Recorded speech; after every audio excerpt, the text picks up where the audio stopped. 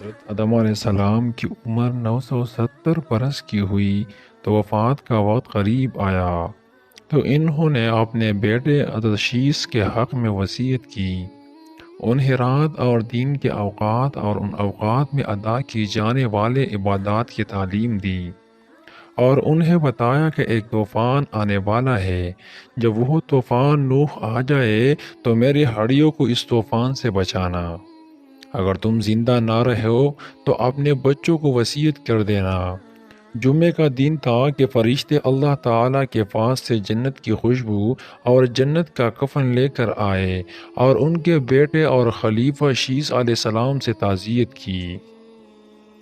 حضرت ابی بن کعب رضی اللہ سے روایت ہے، فرماتے ہیں جب آدم علیہ السلام کی وفات کا وقت قریب آیا تو انہوں نے اپنے بیٹوں سے کہا، بیٹو میرا جنت کا پھل کھانے کو جی چاہتا ہے۔ وہ تلاش کے لیے نکلے۔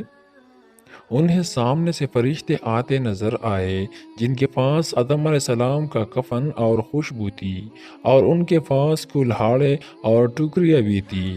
انہوں نے کہا، آدم کے بیٹو تمہیں کس چیز کی تلاش ہے؟ یا اس طرح کہا، تم کیا چاہتے ہو اور کہاں جا رہے ہو؟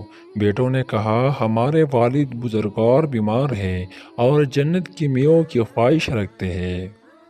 فرشتوں نے کہا، واپس چلے جاؤ، تمہارا والد تو فوت ہونے والا ہے۔ فرشتے جب آدم علیہ السلام کی روح قبض کرنے کے لیے آئے تو حضرت حوا علیہ السلام نے انہیں دیکھ کر پہچان لیا، اور وہ حضرت آدم علیہ السلام سے چمٹ گئی۔